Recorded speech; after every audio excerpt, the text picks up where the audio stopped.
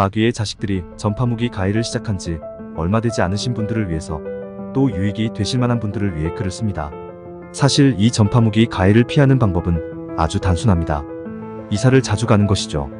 왜냐하면 다른 영상에서 설명드렸듯이 계시록 16장 13절, 14절 말씀처럼 마귀는 귀신 들린 육체를 가진 피조물이고 그의 자식들 또한 자신들을 영적인 존재라고 속이며 여러분들의 이웃에 살고 있는, 그리고 예수님께서 언급하셨던 회칠한 무덤들, 양의 탈을 쓴 늑대이기 때문입니다.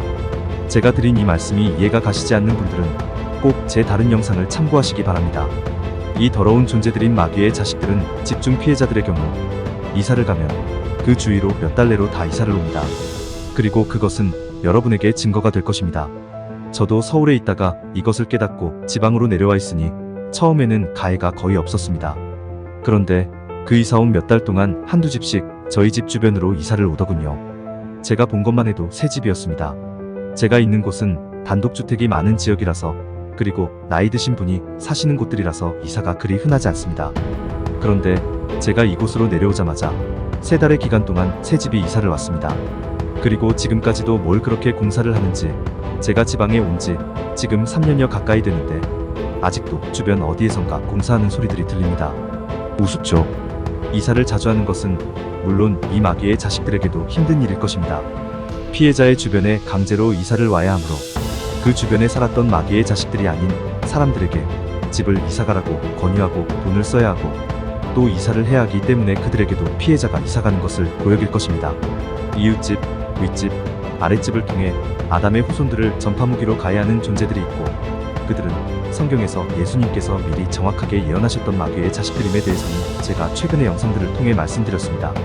제 영상을 처음 접하시는 분들은 무슨 이상한 소리냐라고 말하시겠지만, 여러분이 만일 진실과 진리를 원하신다면 제 지난 영상을 꼭 확인하여 보시기 바랍니다. 많은 것들이 담겨져 있고 성경에서 이것을 증거하는 놀라운 사실들을 알게 되실 것입니다. 이사를 자주 가는 것이 좋긴 하나, 물론 이사갈 집의 상태를 보고 가해가 용이치 않는 곳으로 이사가는 것 또한 중요합니다. 이 전파무기 가해자들의 가해가 용이치 않는 곳이란 바로 이들이 쏘는 전파가 미치지 않는 집이 좋은 곳입니다. 그 원리하에 빌라나 아파트 등은 윗집 아랫집이 하나의 콘크리트 벽으로 되어 있어서 전파무기 가해자들에게는 정말 가해가 쉽도록 만드는 장소임을 말씀드립니다. 이들이 쏘는 전파는 다양하게 많을 것이지만 제 경험상 심한 가해를 하기 위해서는 이들은 피해자의 집에 가까이 존재해야 합니다. 그러므로 아파트나 빌라보다는 단독주택이 낫고, 단독주택도 옆집들이 멀리 떨어져 있는 곳이 낫고, 그보다 나은 것은 바로 산속에서 자연인들처럼 사는 것이죠. 나는 자연인이다라는 프로그램을 다들 아실 것입니다. 그 프로그램 출연자들 중 상당수가 도시에서 살다가 불치병이나 암 혹은 백혈병, 그리고 정신질환까지 있었는데 산속에 들어와 살게 되면서 다 낫게 되었다는 이야기는 제가 위에 말씀드린 것을 명백히 증명합니다. 우리가 도시에 있는 것 자체가 바로 전파에 노출되었다는 이야기이며, 이는 언제라도 이들 가해자들에 의해 병을 얻게 될 수 있다는 의미이기도 합니다. 서두가 길었네요. 충분히 이해되셨는지 모르겠습니다. 이제 본론으로 들어가겠습니다.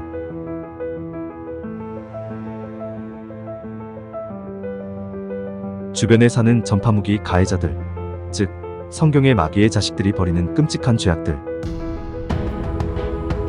물론 지금의 상황에서는 제가 어렸을 때의 상황과 많이 다를 수 있습니다.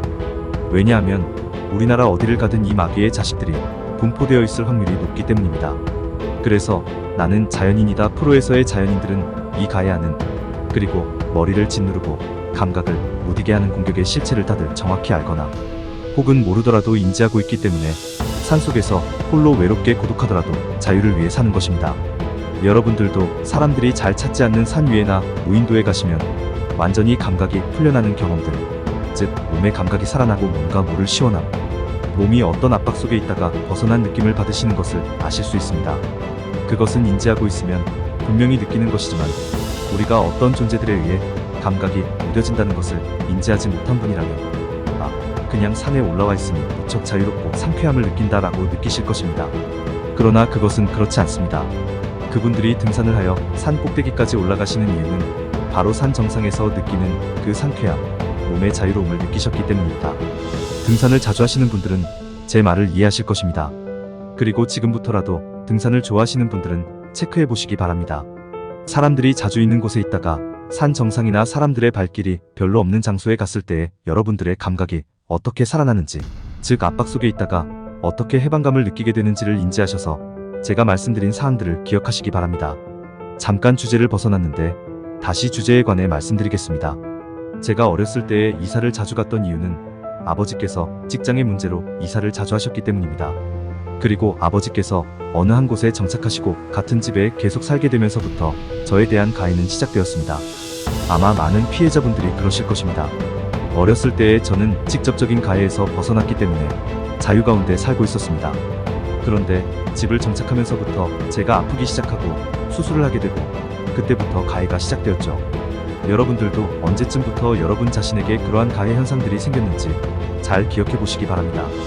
그리고 제가 이사를 자주 가면 해결된다라는 말씀은 대도시에서 이사를 계속하는 것을 말씀드리는 것이 아닙니다. 그나마 대도시보다는 소도시가 낫고 소도시보다는 시골이 낫습니다. 서울은 사실 제 경험상 완전 마귀의 자식들의 소굴입니다. 그래서 계시록에도 비유로 바벨론이라는 도시를 이야기하면서 심판 때에 이 대도시들이 하나님의 진노의 불에 불태워질 것이라 이야기하고 있는 것입니다.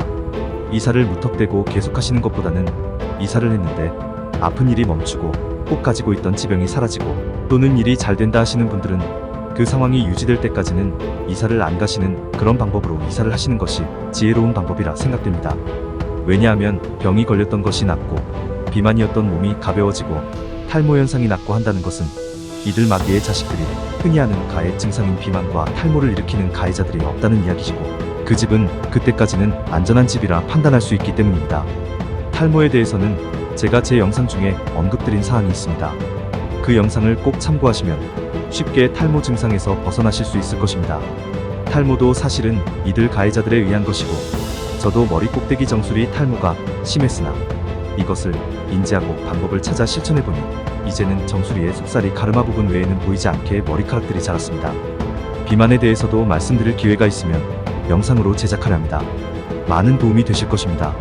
자, 그러면 이 마귀들의 가해가 어떤 식으로 시작되는지에 대해서 말씀드릴까 합니다. 이사를 한 후에 1번 살이 찌고 탈모가 생겼다. 아이가 있는데 여드름이 많이 난다. 이것은 마귀의 자식들이 직접 여러분들을 관리하고 더러운 짓들을 한다는 증거입니다. 2번 집만 옮겨도 몸무게가 정상 체중으로 돌아가고 머리카락이 나는 경우가 있습니다. 즉 전에 있던 탈모가 낫는 것이죠. 사람들은 그것을 인지하기 못하기 때문에 아니 어떤 가해 존재들이 있다고 꿈에도 생각하지 못하기 때문에 그런 치유의 현상들이 일어나도 원인을 찾지 못합니다. 3번 쉽게 이들의 가해는 우리가 흔하게 여기는 질병들이 생김으로부터 시작됩니다. 4. 그리고 그 피해자의 가족들 중 집중 타겟이 되는 사람들에게서 정신질환이 생기거나 수술을 하는 상황이 벌어집니다. 5번 그 수술 중에 여러분들은 그저 의사라는 사람을 온전히 믿고 나으려면 수술해야지 하는 단순한 믿음을 가지고 의사에게 맡기죠. 그러나 그 수술 중에 일어나는 일은 끔찍한 일이 됩니다. 6번 저도 어렸을 때에 수술을 하게 되었는데 그때 의사의 태도가 좀 이상하긴 했습니다. 무뚝뚝하고 저희 어머니가 의사 선생님 수고하셨다고 귀한 음식을 드렸는데도 고맙다고 말 한마디도 없이 차갑게 대하더군요. 지금도 기억이 납니다. 7번 수술하고 1년여 지났을 때 저는 환상을 보게 됩니다. 어처구니 없는 환상이죠. 여러분들 중에 기독교나 다른 종교에 다니고 있는데 환상을 보게 되었다는 것은 벌써 여러분의 눈에 전자칩이 심겨졌다는 의미입니다. 8. 그리고 나서 이 더러운 자들, 전파무기 가해자들은 그 환상을 보게 한 저의 반응을 보고 저를 집중 피해자로 만들기로 결정하겠죠. 그리고 나서 이렇게까지 흘러온 것입니다. 9. 이 마귀의 자식들이 저에게 저지른 온갖 더럽고 추악하고 거짓된 것들, 소위 지금의 사람들이 영적 체험이라고 부르는 가짜 영적 체험을 많이, 그것도 지나치게 저에게 경험하게 했습니다. 그래서 지금의 제가 있는 것입니다. 지나온 나날들은 다 진짜 창조주 하나님께서 저를 그들의 소나기에서 벗어나게 하셨고 제가 그들에 의해 경험했던 그 가짜 영적 체험들의 진상을 알게 하시어 지금의 제가 있게 된 것입니다. 저희 가정을 괴롭히는 마귀들은 이 사실에 대해 이미 알고 있습니다. 그래서 저를 함부로 못 건드리는 것이죠. 저는 이 지구, 최소한 이 나라 대한민국 전체를 속인 사탄 마귀의 짓거리들에 대해서 알게 되었습니다. 그리고 성경 말씀이 이들과 이들의 더러운 짓들을 예언했고 성경이 오직 진리임을 깨닫게 해주었습니다. 10. 이 가해자들이 지금 저에 대해서 조심하는 이유는 이것들의 수작들과 이 더러운 짓거리들을 제가 다 알고 세상에 다 까발려버리기 때문입니다. 저는 이미 죽었다가 살아난 경험이 있는데 이것도 마귀의 자식들을 위한 것이죠. 사실 저의 지금의 삶은 덤으로 사는 것이나 마찬가지입니다. 그래서 저는 죽음이 두렵지 않습니다. 성경이 진리이고 성경에서는 마지막 때에 이 짐승들, 진짜 짐승들인 가해자들이 벌이는 짓들과 거기에 대항해서 진짜 하나님을 위해 이들과 싸우고 이긴 자들이 있음을 말해주고 있다는 것을 성경을 통해서 알게 되었습니다. 11. 하나님께서는 세상이 전부 타락했더라도 그분의 이름을 위해 이 남은 자들, 이긴 자들을 남겨두시고 섭리하심을 합니다. 12. 이 마지막 때에 예수님께서는 선지자들 즉 계시록의 두 증인과 지혜로운 자들과 서기관들을 보내신다고 하셨는데 그들이 주님의 사명은 맡은 지혜롭고 분별 있는 청지기가 되어 각 나라의 하나님께서 택한 하나님의 백성들을 가르치게 된다라고 성경은 증거합니다. 그 증거에 대해서 성경 말씀을 보여드리겠습니다. 개역 한글 마태복음 23장 34절 그러므로 내가 너희에게 선지자들과 지혜 있는 자들과 서기관들을 보내매 너희가 그 중에서 더러는 죽이고 십자가에 못 박고 그 중에 더러는 너희 회당에서 채찍질하고 너 돈내에서 저 돈내로 구박하리라. 누가복음 12장 42절에서 50절 주께서 가라사대 지혜 있고 진실한 청지기가 되어 주인에게 그 집 종들을 맡아 때를 따라 양식을 나눠줄 자가 누구냐. 주인이 이를 때에 그 종에 이렇게 하는 것을 보면 그 종이 복이 있으리로다. 내가 참으로 너희에게 이르노니 주인이 그 모든 소유를 저에게 맡기리라. 만일 그 종이 마음에 생각하기를 주인이 더디오리라 하여 노비를 때리며 먹고 마시고 취하게 되면 생각지 않은 날 알지 못하는 시간에 이 종의 주인이 이르러 엄히 때리고 신실치 아니한 자의 받는 일에 처하리니 주인의 뜻을 알고도 예비치 아니하고 그 뜻대로 행치 아니한 종은 많이 맞을 것이요 알지 못하고 맞을 일을 행한 종은 적게 맞으리라. 물은 많이 받은 자에게는 많이 찾을 것이요 많이 맡은 자에게는 많이 달라 할 것이니라.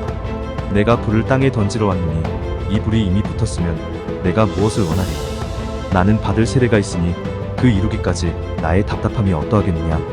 다니엘서 11장 31절에서 35절 군대는 그의 편에 서서 성소 곧 견고한 곳을 더럽히며 매일 드리는 제사를 폐하며 멸망케 하는 미운 물건을 세울 것이며 그가 또 언약을 배반하고 악행하는 자를 괴율로 타락시킬 것이나 오직 자기의 하나님을 아는 백성은 강하여 용맹을 발하리라.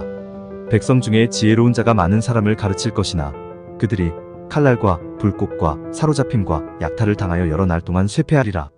그들이 쇠폐할 때에 도움을 조금 얻을 것이나 많은 사람은 괴율로 그들과 친합할 것이며 또 그들 중 지혜로운 자 몇 사람이 쇠폐하여 무리로 연단되며 정결케 되며 희게 되어 마지막 때까지 이르게 하리니 이는 작정된 기한이 있음이니라. 이 세 구절에서 나오는 공통된 사람들 즉 지혜로운 자가 주님의 백성들을 가르치고 마지막 때까지 이르게 된다고 이야기하고 있습니다. 마태복음에서는 예수님께서 이 지혜 있는 자들을 보내실 것이라고 미래형으로 예언하셨고 또 누가복음 12장에서는 이들을 지혜 있고 진실한 청지기라고 이야기하고 있으며 또 다니엘서에서도 지혜로운 자라고 명시하고 있습니다.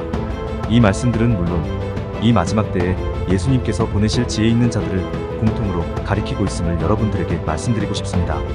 여러분, 지금의 이 마지막 때 진실을 말하는 사람들을 분별하고 그들이 하나님의 사람인 줄 알고 따르는 분들에게 복이 있을 것입니다. 제가 볼 때에 이 세상은 이미 마귀의 소나기에 다 들어갔습니다. 그러나 반드시 이 마귀와 마귀의 자식들에게 대적하여 일어설 이긴 자들이 나올 것인데 그들은 세상을 이기고 주님의 재림시에 부활하게 될 것입니다.